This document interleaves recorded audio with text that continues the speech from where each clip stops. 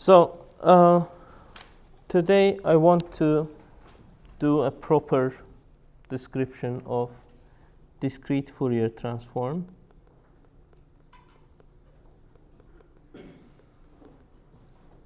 And hopefully you will like it. Okay? So let's say I have a function and the function is defined in real space like this. It will come back, don't worry, okay?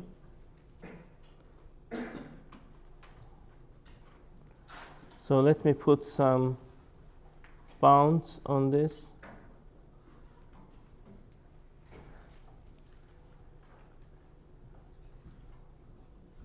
Okay. Let me duplicate this one as well.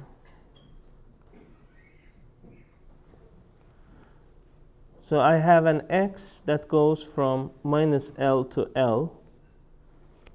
Sorry, minus L over 2 to L over 2. And I'm going to discretize it by using n points, n grid points.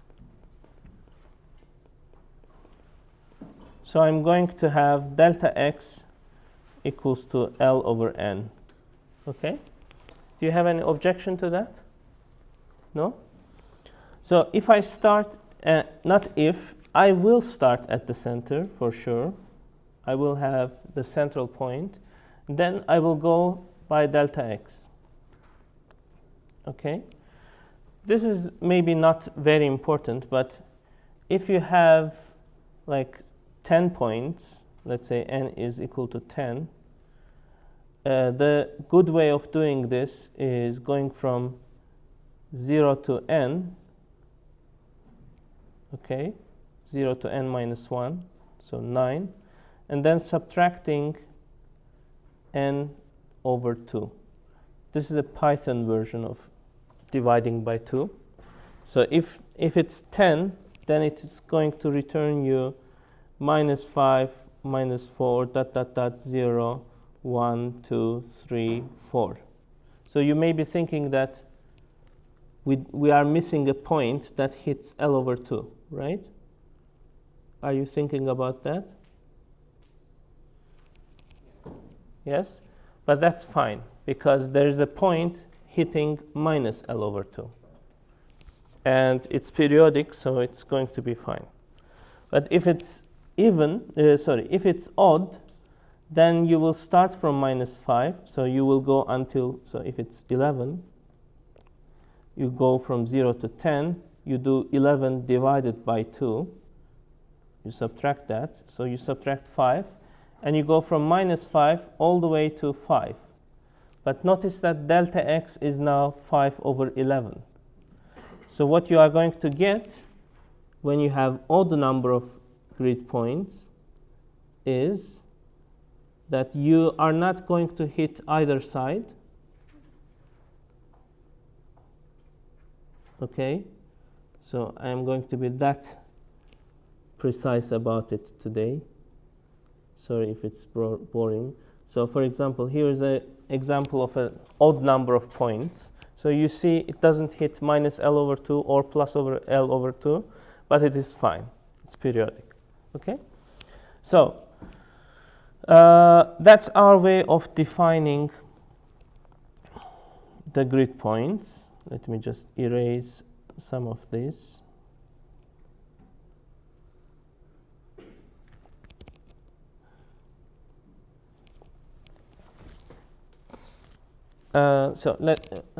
What I just said is that x is defined as 0 to n minus 1 included, both included, minus n over 2 times delta x, which is L over n. Do you have any questions about this convention? So it's a perfectly symmetric way of discretizing space. Now this is real space. Then there is the reciprocal space. So let me just duplicate the whole thing.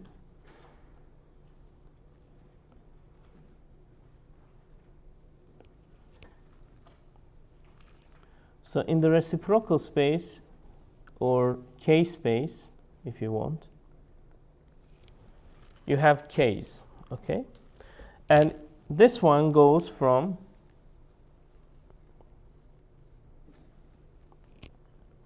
minus pi over L to pi over L.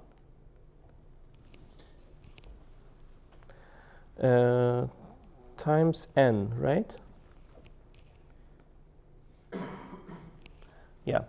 So for this one, delta k is going to be 2 pi over L, and k is going to be defined as k is going from 0 to n minus 1 minus n over 2 times 2 pi over L.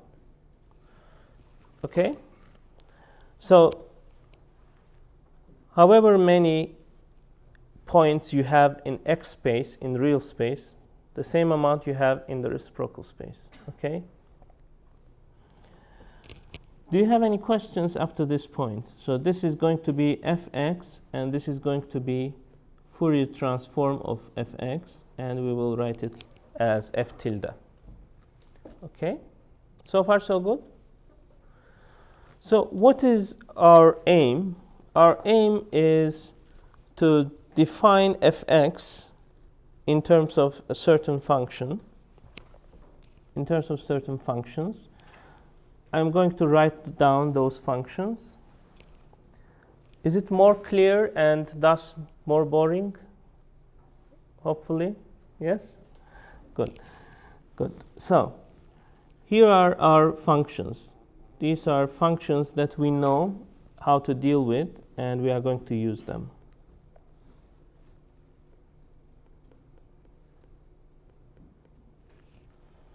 So it's a plane wave. So for each k, you are going to get one plane wave that gives you values at each x point. For example, you choose m to be 0. So let's say, let me give an example. G0 of x n is going to be e to the I times k0. What is k0? It's basically minus pi over L times n times xn. So it's going to be some sort of a sign, or okay? Of course, there is a real part, there is a complex part, etc. But it's a plane wave. Okay? What is the point? Should I make my point now? I will make my point at some point, so let's not hurry. Okay. For this general value, for this general function of g of m, what is km? Can you tell me what is km? M is this value, okay, m. So what is km?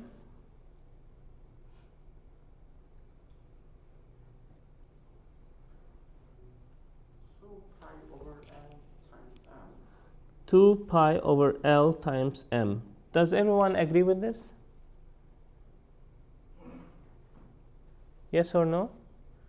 Yes? And m goes from 0 to, m goes from minus n over 2 to almost plus n over 2, depending whether it's even or odd. Okay? How about xn? What is xn?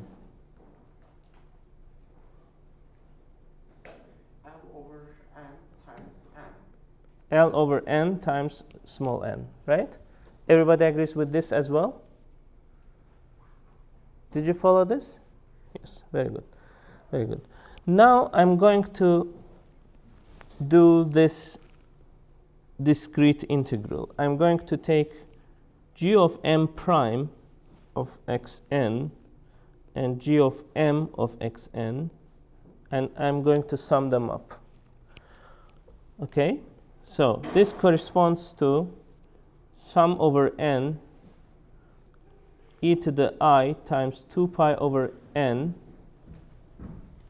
times m minus m prime times n.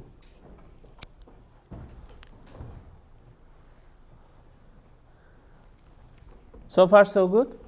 Did you understand this? Are you sure? Yes. What is funny? Some of you are laughing, which is good. All right. So let me just rewrite it one more time. Yes, tell me. It should be GM sine the complex quotient of x. Oh yeah, oh yeah, oh yeah. Thank you so very much. Do you see it? Why? Because it appears as minus over here. Yes? Okay, very good. Thank you, Alper. So, 2 pi over n, what was I doing? Okay, 2 pi over n times L n, okay? L is m minus n, m minus m prime. It's an integer, right? This is an integer. Also, n is an integer. Now, what happens to this sum? Let's figure out this sum, right? N goes from almost minus n over 2 to almost n over 2. Let's write it like this. You understand what it means, right?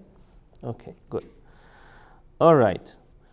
So I have e to the I 2 pi over n L times n. What's going to happen if L is 0?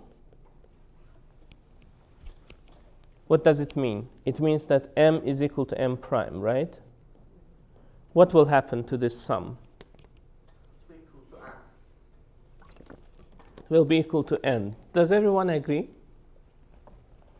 Do you see why? So when you set L to 0, it's e to the 0, and you have n going from, so you have n terms here, right?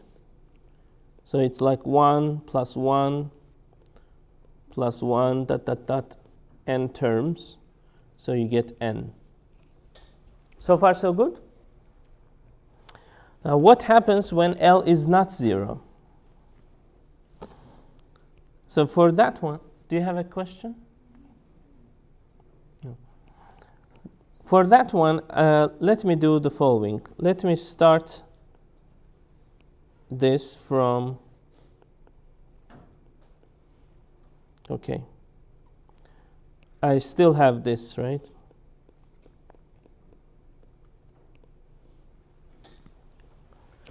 But I want to go from 0 to n because I have a nice formula.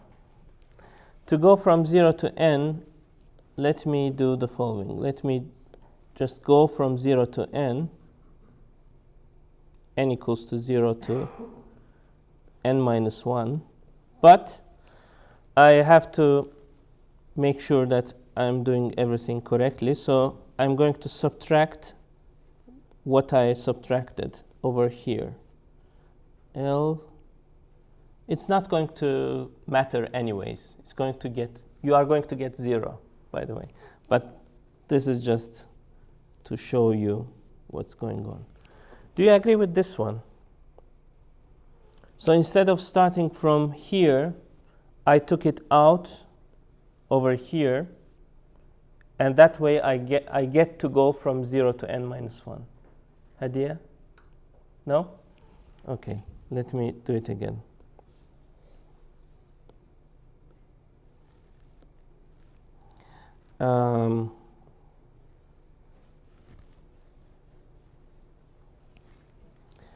Let me do it again. N equals to minus n over 2, n over 2. Let's say it was n. Okay? Let's say it was, let me write it like this. It was like this. How would you make it go from n equals to 0 to n minus 1? You would write to this, but whatever remains, you would write outside. How about now? Now it makes sense? It's clear. That's what's going on here. So let's get back our formula. There we go. Very good. How about, so I'm going to solve this in a moment by doing this. Look, if I have 1 plus r squared dot dot dot r to the n minus 1, okay, and if I multiply it with, I know that you know the formula, but let me derive it. If I multiply it with this one, what do I get? I get 1 plus r squared dot dot dot r to the n minus 1 minus, it starts with r plus r squared dot dot dot r to the n. Do you see it? So all this cancel out, except also this one cancels out because there's r to the n minus 1 here, except for 1 minus r to the n. Do you see it? So it turns out that this is 1 minus r to the n, which means that if I have a sum that goes like this,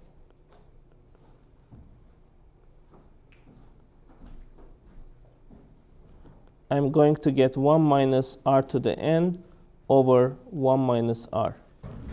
So far, so good? Yes? So what is this sum then? Let's evaluate this sum. That sum is 1 minus e to the I 2 pi over n times L times n divided by 1 minus e to the I 2 pi over n times L. And let me also just for completeness put this over here. So isn't that the right way to go? Yes? But remember, L is an integer, right? So what do you get? You basically have in the numerator an expression that goes 1 minus e to the I times 2 pi times integer. What is this? 0. Is it 0 or 1? 1. 1. The result is 1. So this is 1, hence the total amount is 0, right? So what we have just did after all that is to show that this expression over here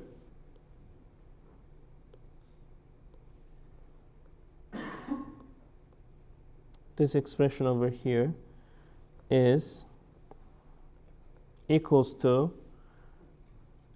0 if m prime is not equal to m, and it's n if m prime is equal to m.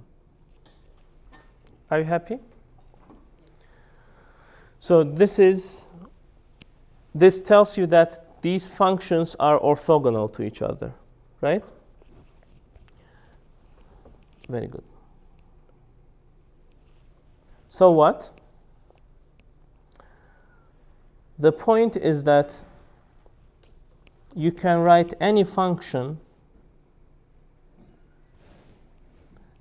fxn as the sum of these functions times some coefficients.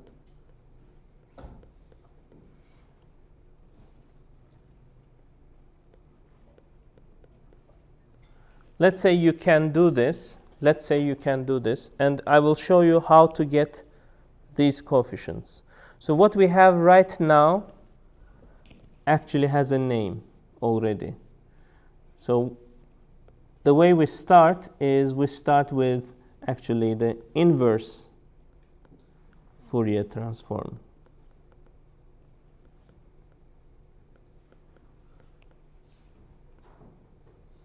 Because notice that if you know f prime, f tilde, you can use these gm functions to go to fx. Do you see that it's an inverse Fourier transform? Yes? Very good. Then how do you get those coefficients? Well, what you do is you multiply those coefficients from the left. Okay, where do I have it? There you go. Okay. So let's multiply the left-hand side with gm. Oops, sorry, wrong color. gm prime xn star fxn.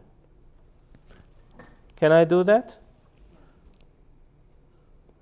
So I go from n equals to minus n over 2 to n over 2. So what do I have over here then? Well, it's m prime, so I have basically sum over m f tilde km sum over n gm prime xn and gm xn. Did you follow this? Yes or no? So what can I do here? We can, since we're in right order, so we can write it as sum over n delta function m prime. Exactly. So since we have seen that when you sum over n, you just can get the terms where m prime is equal to m. So once I'm done with the sum over n, I'm only getting the terms can I think for a little bit? We need to change the summation first. Yes? Let me change summation first. So there you go. Can I take f tilde km out? Yes. So summation is in m prime star xn gm xn. So far so good? Then this one is going to give me f tilde km times n. Is that it? It should give us a km prime n. Okay. Km prime n. Yes, exactly. So what did I get from here? Oh, danke schön. I got this. F tilde km is actually 1 over n integral, not integral, a summation, but anyways, gm star xn fxn. That's what I got. Okay? Did you follow all this? Or did you miss this step? That step is missing. Okay. Let me clarify. I'm glad that you are honest with me when you miss a step. Okay. Thank you very much. Let's put another step here. So I have f of km tilde, and this is basically 0 if m prime is not m, and n, it's fine, if m prime is m. Do you see it now? So all other terms go away, only the m prime term remains. Yes? Very good. What do we call this one? Discrete Fourier transform. Exactly. Should I also call this one discrete inverse Fourier transform? And this one is discrete Fourier transform.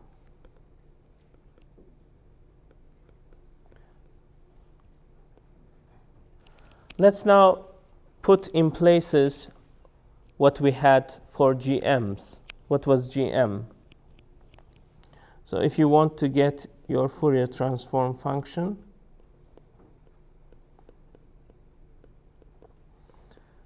then you need to sum over e to the minus I What was Km? Do you remember it? 2 pi over, yes, it should be I should write just Km because Km also appears here. So Km xn, right? Fxn. That's what Fourier transform, discrete Fourier transform is.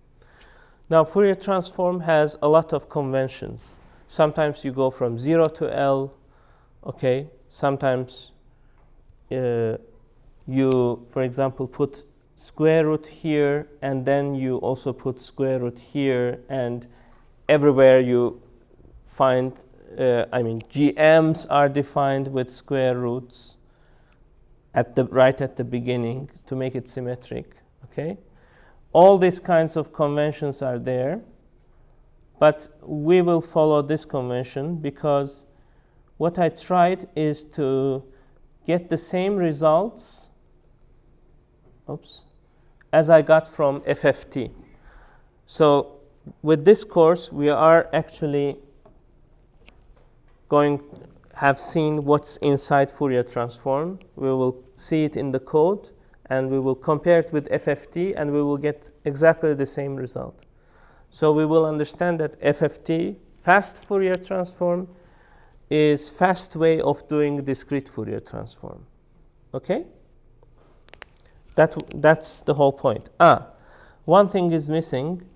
The thing that is missing is our discussion from the previous part. So let me bring back the inverse Fourier transform.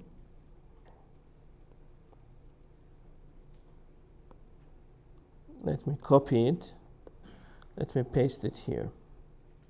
So this is how you get from one place to another, right? Now let me write this in the full form. E to the I Km xn. Do you agree with this? Yes. Now, what if I do df xn over dxn? What do I get? Look. I get sum over m I km f tilde km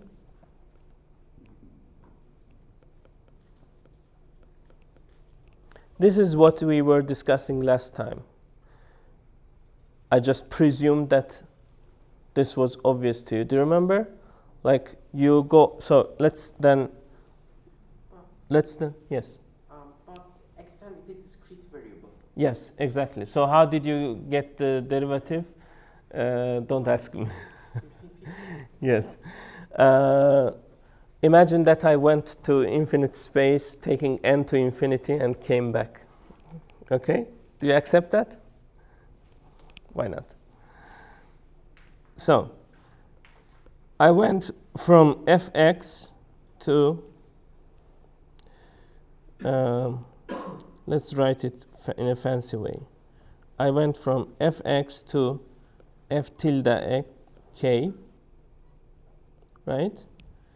And here I did this I k f tilde k.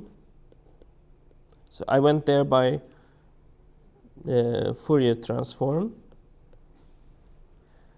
And now once I do this algebra here,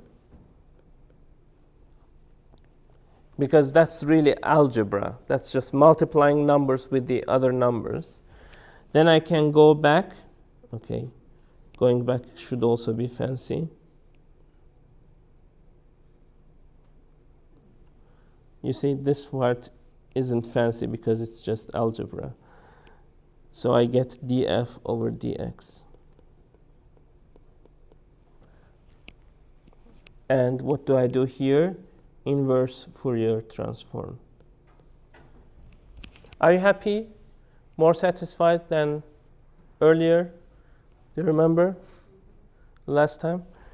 If you do further algebra, which is not really further algebra, just if you do minus k squared f tilde k, then you go back using inverse Fourier transform. What do you get? D squared fx over dx squared. Okay? Very good. Do you have any questions? So we can look at all this in the code now. We start with this hypnotic image. So what do I have here? I set n equals to 11. L is whatever, 1, doesn't matter. Dx is L over n. Dk is 2 pi over L. Everything the same. You see, you go from 0 to n, but you don't include endpoint, right? You really go from 0 to n minus 1. And then you subtract this one so that it's centered. Then multiply by dx, multiply by dx. What do we do here?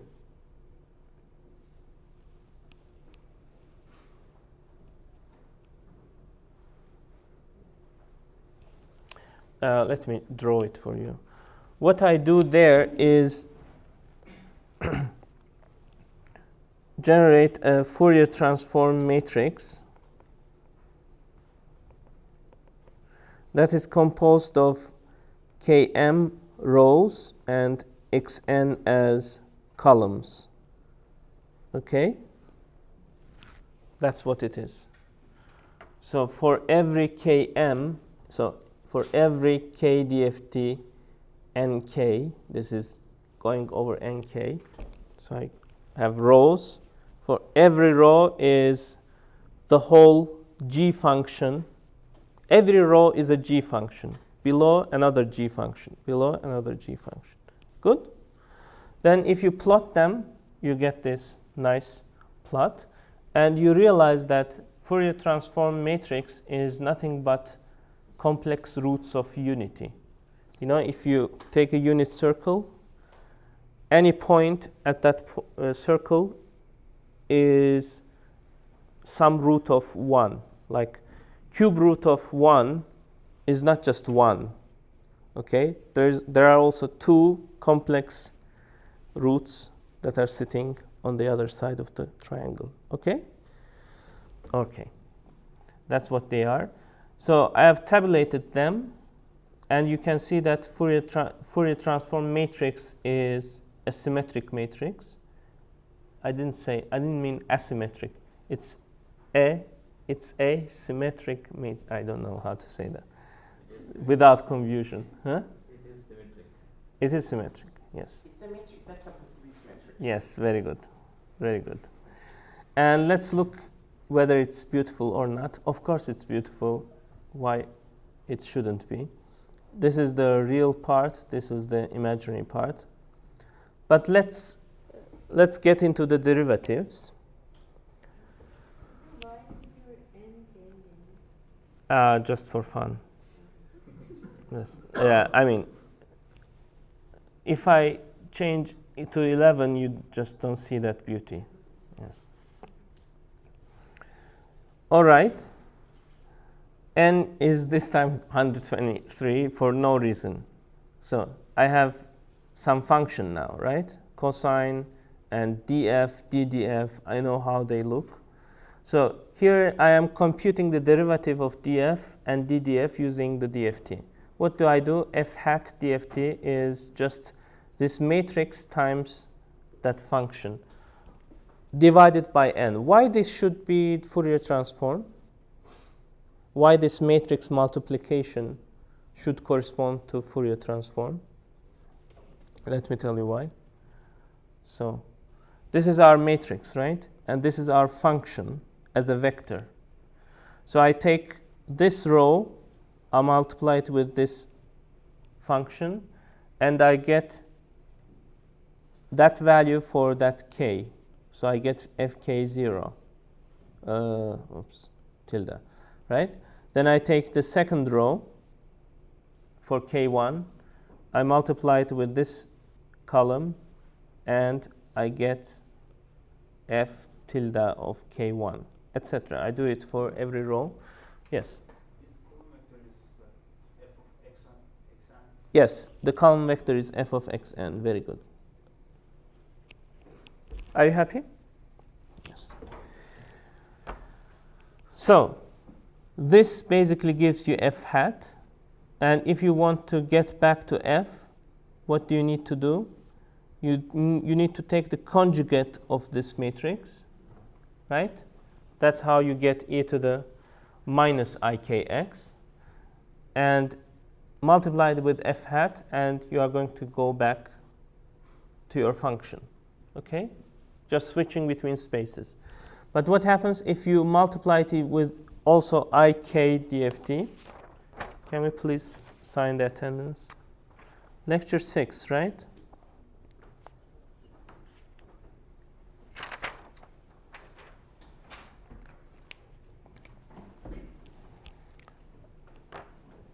You understand this, do you?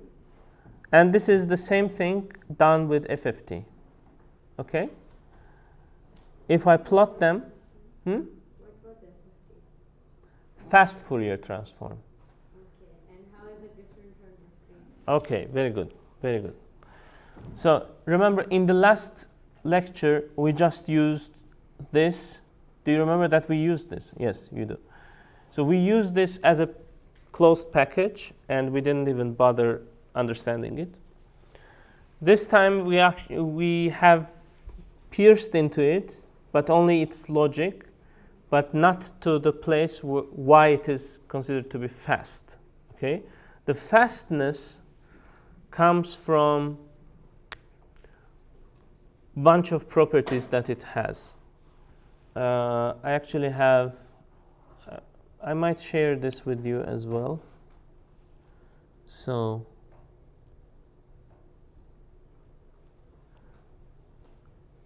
it's been quickly discussed over here that there are some nice relationships between Fn and F2n. Okay? Do you see it here? So if you have f of 8 and put it in diagonal like this and multiply it with simple matrices, you are going to get f16. Okay? Let's say you want to know f128. You can just divide it into two pieces, divide it into two pieces, divide it into two pieces, divide it into two pieces until you reach the very end. And all of those calculations are much faster than just multiplying it with a huge matrix, 128 by 128. In fact, the 4n squared operations that you need to do this for everyone goes down to 1 over 2 n log 2n. So it becomes linear, basically, if you consider the fast Fourier transform, which we don't discuss. I just give you, my point here is that Fourier transform matrix has nice symmetries, and if you take into account those symmetries, you don't need to calculate some of the terms that you already know that are 0. Okay? There's a very nice video about discrete Fourier transform in Veritasium. Have you watched it? Go watch it, okay? So fast Fourier transform is a divide and conquer algorithm. Exactly, exactly. Very good. You can see that we are comparing here f, df, and ddf with FFT and DFT, and they are the same, right? So it works. What did I do here? Okay. I put some weird function this time. Do you see? I took these cosines and sines, but took exponential of them. Do you see that weird function here? Why I did that? Because I wanted to get more Fourier transform coefficients. If you put just cosine, then there is just one peak corresponding to cosine. But if you take exponential of cosine, hopefully you will get more peaks, more interesting stuff in Fourier transform, which I didn't get, but anyways. Let's see the same procedure, and these are the functions and they correspond to each other. But the good thing is that my coefficients, f hats, are also the same if you take the absolute value of them. Okay, so the f hats that I get from FFT and f hats that I get from DFT are the same if you take their absolute values. If you don't take their absolute values, they are still different. Okay, but that's just life. Not everything is perfect. Not everything needs to correspond to each other.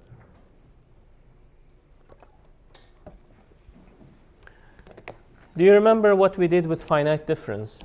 We had stencils and stuff. Yes.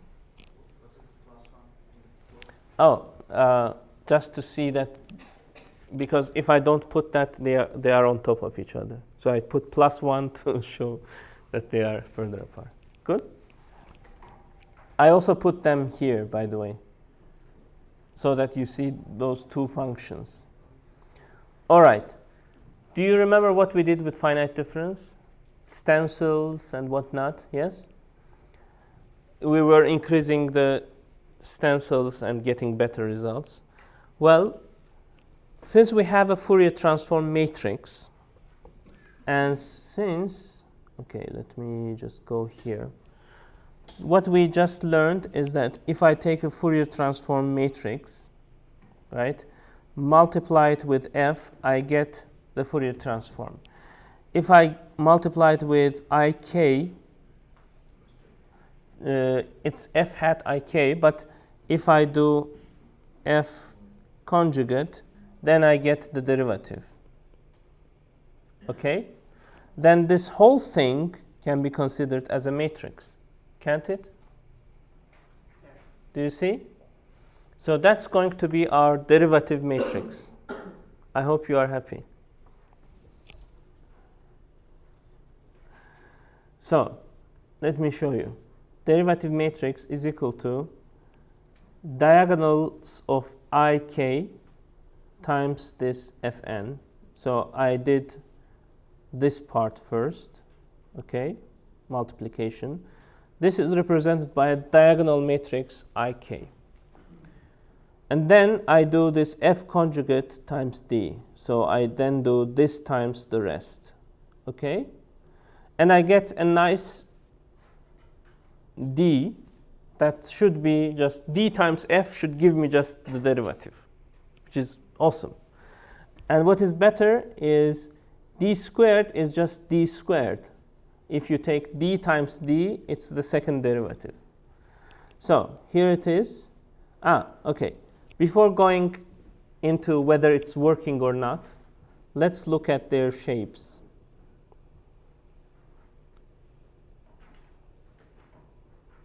I've changed n. Let me put n back. 128.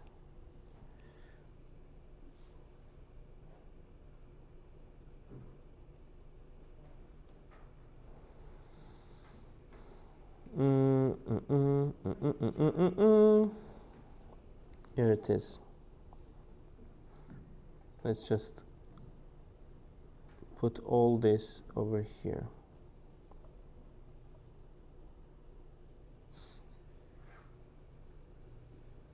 You broke my code. KDFT, I also need to define FFT again. So let me also get that line from here.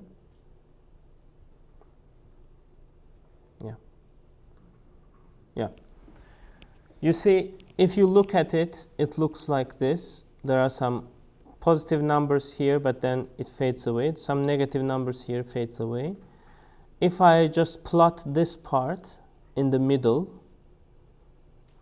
the real part is some oscillating function that looks like 1 over x, okay, interestingly, but oscillating 1 over x. The imaginary part just oscillates between 0.5 and minus 0.5, and in the first order derivative it has actually no role. It just makes sure that the second order derivative is correctly calculated. Let me show you the tabulated version. Do you see? If I divide the matrix with what I have here, I get something like 1 minus 1/2 plus 1/3 minus 1/5, etc. What I actually tried is get a perfect matrix that is 1 minus 1/2. I tried that matrix, and it is worse. It is not better than this one. So these deviations from that 1/3 minus 1/4 are actually important. And it goes to 0 faster than 1/x. Okay? All these are good knowledge that could be useful. How about d squared? It has 1 minus 1/4 plus 1/9 minus 1/16, etc. And if you sum them up, it's pi squared over 12. Okay. If you sum both sides, it's pi squared over 6. That's right. And this is pi squared over 6. So some fun patterns there. But does it work? Can I get the derivative? Look, I'm getting the derivative over here. No going to other spaces, coming back. Just matrix times vector gives you the derivative of that vector. And it works. Let me show you. The reason why you see only these three plots, because they are on top of each other. So derivative using this matrix gives you the same as derivative using FFT. What's going to be your homework is to show how it converges and how much time those calculations take, and whether, like, FFT is supposedly going to be linear, and this should go quadratically. So the price you pay for using these matrices is time.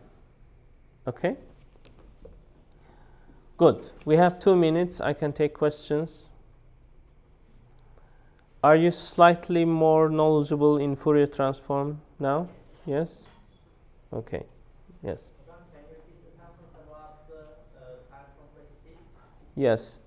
Sure. The time complexity of fast Fourier transform is n log n. Okay? But matrix is going to be n squared, I guess. At least. Okay? Any other questions? Okay, take good care. Have fun.